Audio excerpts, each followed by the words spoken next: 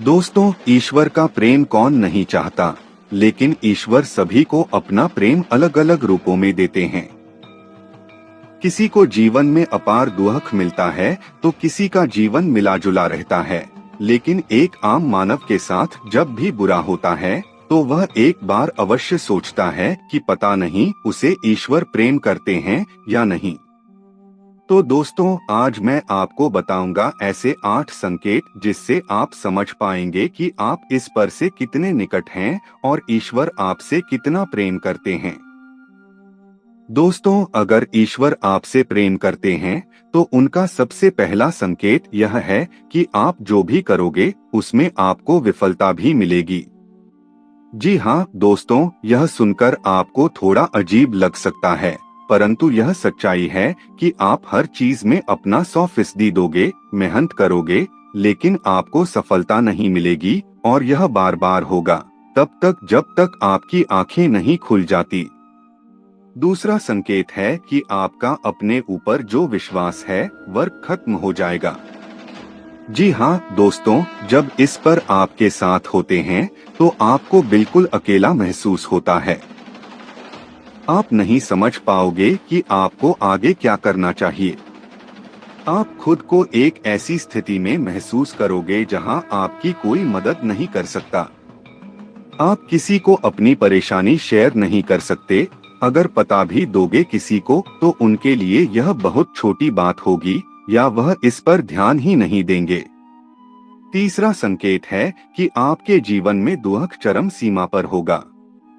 बांध दोस्तों, आपको लगेगा मानो कि इससे ज्यादा और क्या बुरा हो सकता है।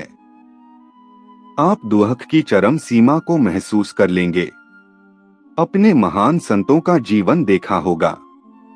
सभी अपने जीवन में बड़े से बड़े दुखों में गिरे और उनके अंदर बैरागी आया और इस जीवन और भौतिक सुखों से आगे ईश्वर को जानने की उनके मन में प्यास जगी और अंत में उन्होंने ईश्वर का साक्षात्कार भी प्राप्त कर लिया। इन दुखों से इंसान टूट तो जाता है, लेकिन इन्हीं दुखों से उसमें ईश्वर के प्रति प्रेम भी विकसित होता है। संसार पर सारे स्टिक नहीं है, कुछ ऐसा है जो इस संसार से परे है और वह शायद ईश्वर ही है।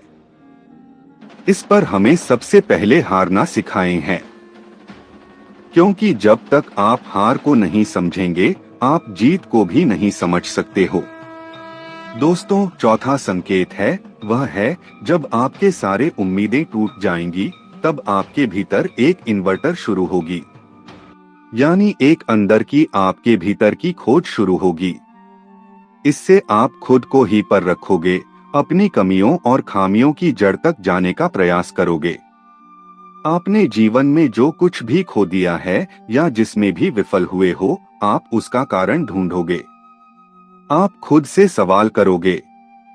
दोस्तों, यही वह समय होता है जब आप खुद से अपनी अंतरात्मा से जुड़ने लगते हो और आपके जीवन में एक नया बदलाव आता है।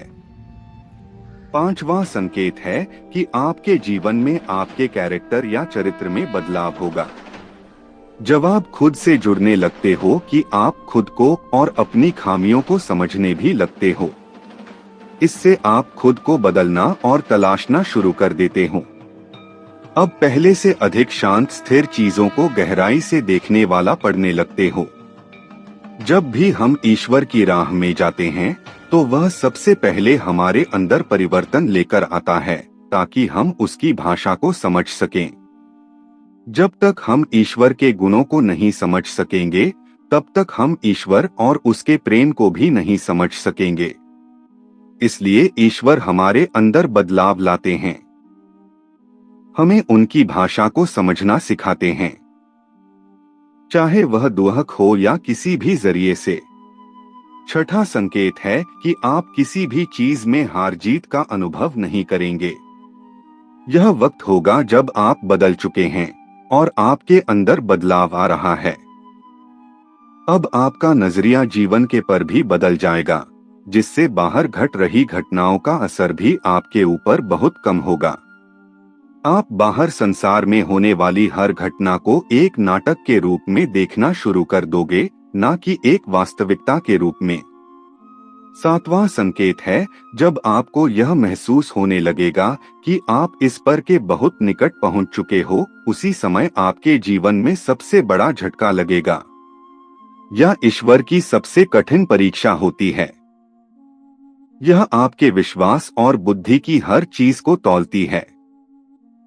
जो कुछ भी आपने अभी तक अपनी यात्रा और साधना के द्वारा सीखा है, ठीक है। इस वक्त आपके जीवन में ऐसी परेशानियां, दुख आदि या और सुख जो ऐसा आराम देंगे कि आपको वाकई लगेगा कि इसमें कुछ भी नहीं है, एक छलावा है। यह समय सबसे अधिक धैर्य का होता है।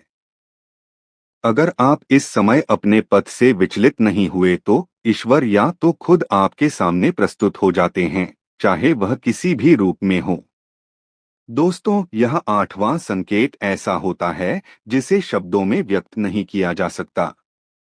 इस स्थिति में पहुंचने पर आपके मन में लेश मात्र भी संदेह नहीं रह जाएगा कि ईश्वर आपके साथ नहीं है। आपको हर पल ईश्वर का और उनके आपके साथ होने का एहसास होगा।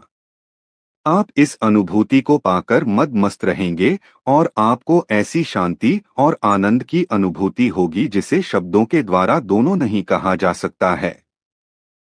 भगवान शिव की कृपा प्राप्त होने से पहले व्यक्ति को कुछ संकेत मिल सकते हैं जो उसे उस अनुभव की सूचना देते हैं जो आने वाला है।